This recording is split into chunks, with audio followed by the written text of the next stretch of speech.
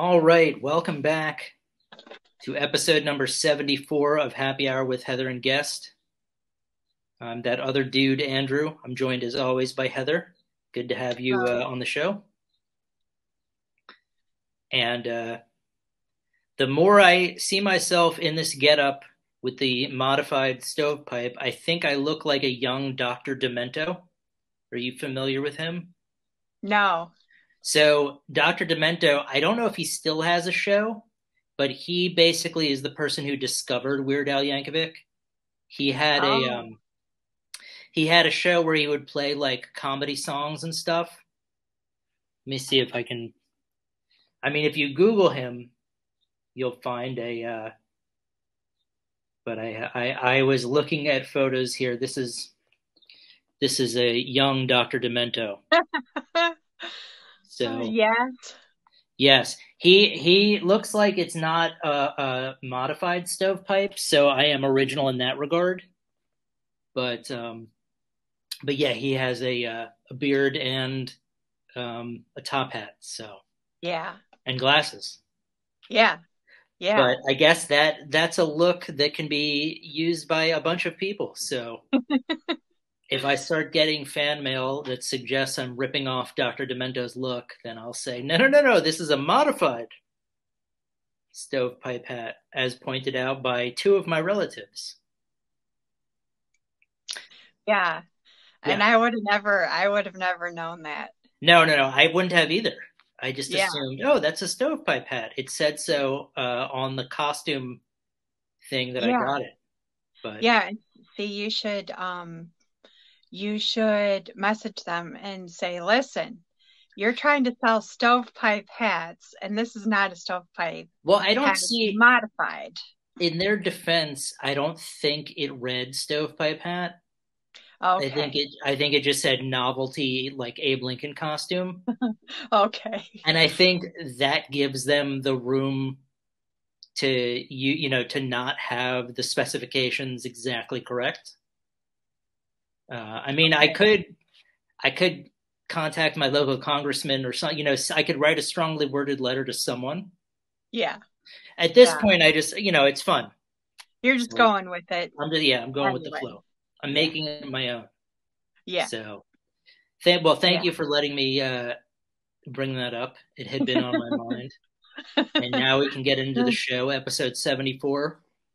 We're going to discuss a band called Merlock from Spokane, Washington, and Mothman and the Thunderbirds, who I Yes. believe are from Philadelphia, Pennsylvania. So let's kick things off with Merlock. Um, I think they have three albums. I listened to mostly the third most recent album, which I believe is called "Sounds Like a Colossus" or something of the Colossus. Hold on, I'll Onward Strides, Colossus. yes, Onward Strides. So they've got three albums: "You Cannot Be Saved," "That Which Speaks," and "Onward Strides Colossus." And I do know that they are from Spokane, Washington, and I believe most of their output has been since the COVID pandemic started in 2020. So, do you have anything you'd like to offer up to begin? Well, I listened to Onward Strides, Colossus. It was that one was released in February. That's the one I listened to. I would say if you want to feel strong and powerful, put this album on. Maybe throw around a few weights, work on the traps. When you're feeling really good, you could do some celebratory lunges as one does. It's cool because while this album has a lot of power, it's not all completely in your face. There's atmosphere and introspective moments as well. With the opening guitar on the first track, I think you're going to be in for a killer ride with this album.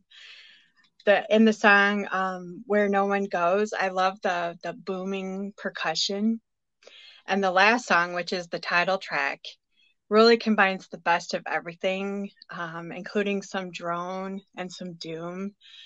And towards the end, it gets more psychedelic, and the guitar work is absolutely phenomenal. For me, that was just the guitar at the end, that to me, that was just such a satisfying ending to the album. Yeah, I think I had played one of their songs on a Fistful of Faceful a while back. I think that's how they got on my radar. I don't know. I don't remember where I first listened to Merlock, but then I was like, huh, that's a cool name. Let me see, So we added them to the calendar sort of by happenstance, and it turned out to be a really wonderful, happy accident because the music is great. And it was interesting because they are sort of like a stoner psychedelic.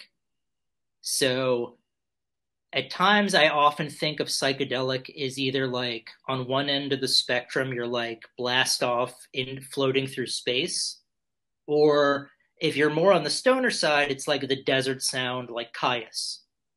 Um, and this Merlock does both. There are elements of both. They also reminded me of a band called Dead Meadow a little bit. They don't sound like Dead Meadow, but they offered up a similar type of feeling that I would get when I listened to Dead Meadow. And it took me a little while to figure out the the first track, which is called Sovereign Throne. The lead singer's voice sounded similar to just the presentation of it. The former lead singer from the band Troll, who I think is currently with a band called Purification, and I'm pretty sure they're out of Oregon. But it was like I just remember it was a unique vocal delivery. And then as I was listening to Merlock, I was like, wait a second, who does this remind me? And it took me like 5 minutes. I had to like, okay. And then I finally, and then they have a great track called Sun Baron, which reminded me of the first album from The Sword.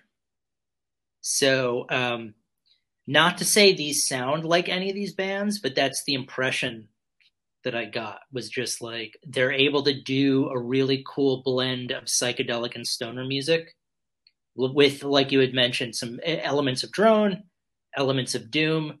There's also songs that have a harsh vocal delivery.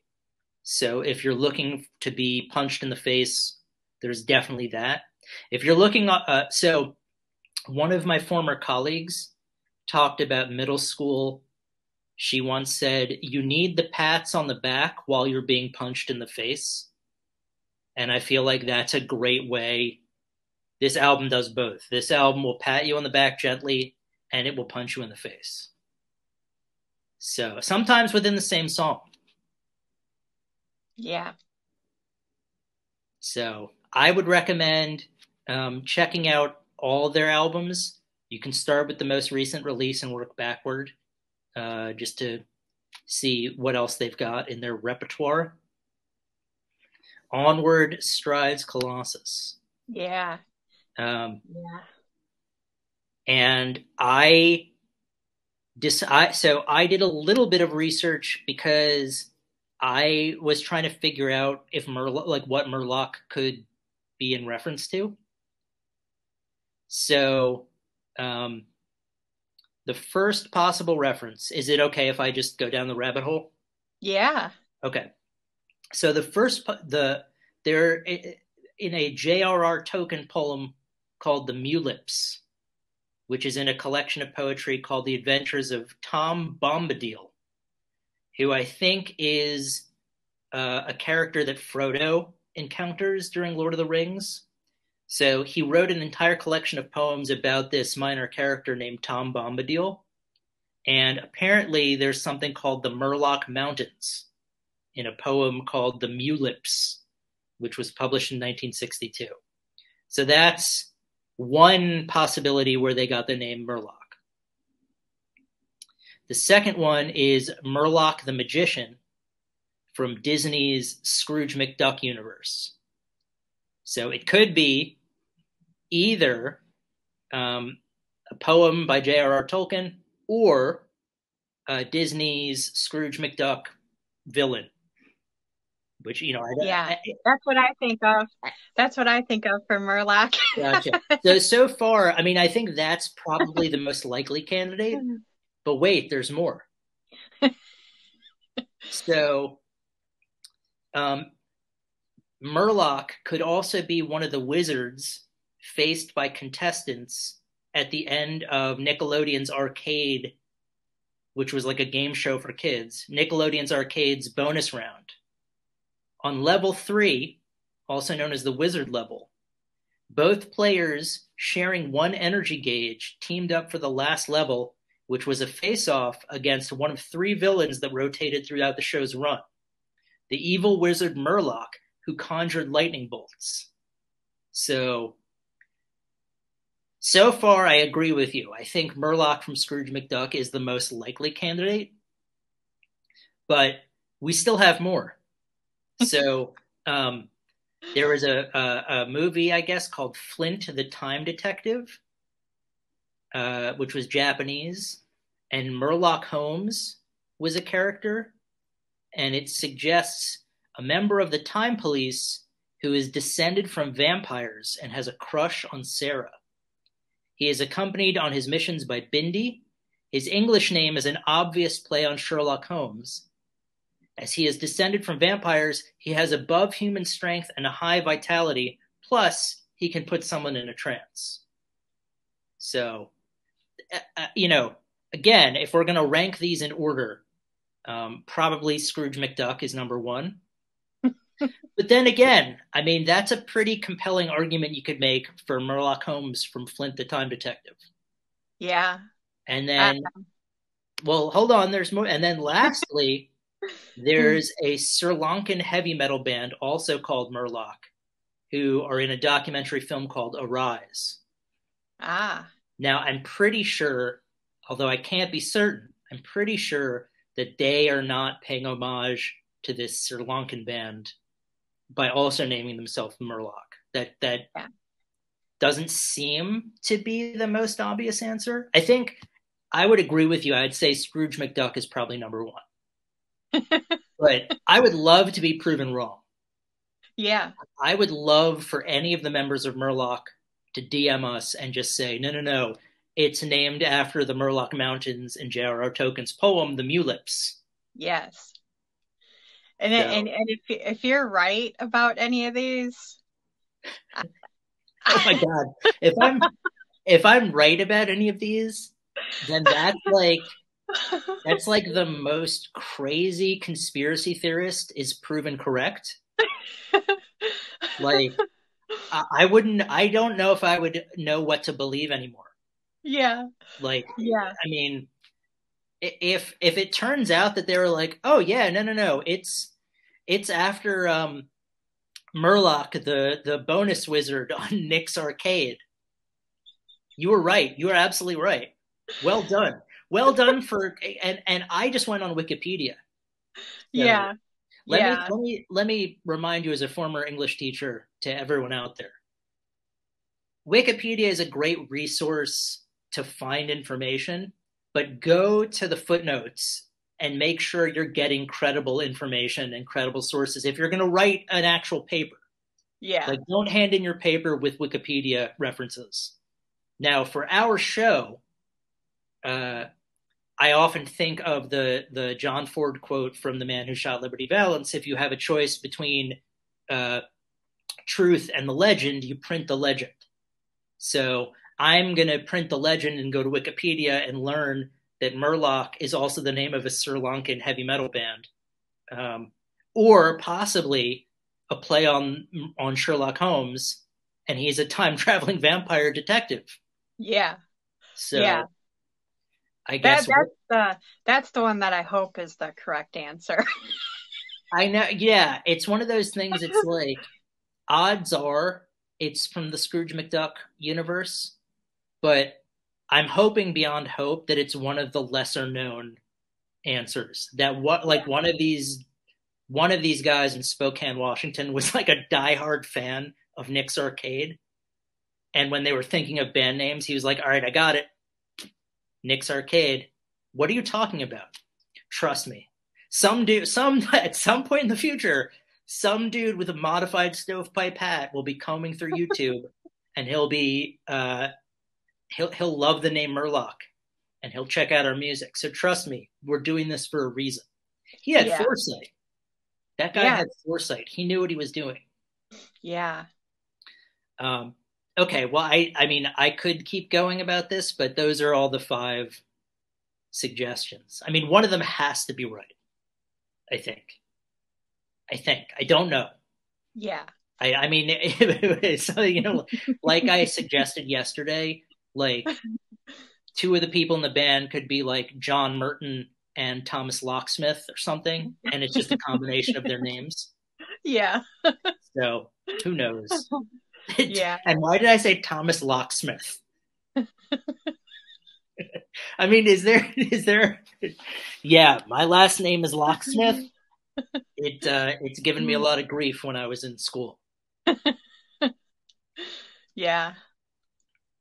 All right, well, so that's Merlock. Definitely worth checking them out. They're out of Spokane. 3 albums, you can get them pretty easily. And then next up, we have Mothman and the Thunderbirds from Philadelphia. They've got a new single that's been released called Gazer that has a few other tracks on it as well. What are your thoughts about the newest from Mothman and the Thunderbirds? Yeah, and this one too is another one that's going to be released on June 23rd, which, is a very important day. you know, that's in case anyone hasn't heard yet, that's Andrew's birthday.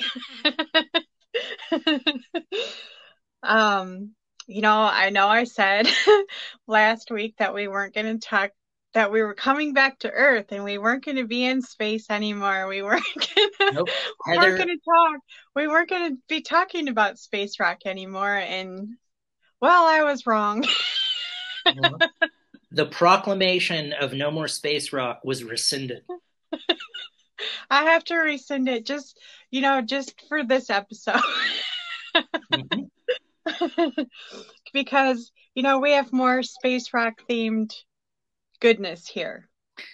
Yeah, we roll with the punches. Yeah. So there's 4 songs on this release, and the first song, Gazer, the title track is an original, and then there's 2 covers, All Star and Mr. Spaceman, and then the last song is an instrumental song. This is a little snack while they're working on new material. So I'm kind of glad that they put this out because I really, really like the variety on this release. I've really come around on covers when they aren't carbon copies of the original and they're reimagined and the band puts their own personality into the song. I really, really enjoy them. And I feel like these 2 covers, they reimagine the song, they put their personalities into the song, and they made them really fun. They're really fun to listen to. I really appreciate the nod to the original and the creativity to make the songs their own. And this is a bit of a different sound for them and the band, and I really like it. Yeah, so Mothman and the Thunderbirds on Bandcamp, the description of them is a rock metal band based in Philadelphia that explores themes of cryptids and other curiosities.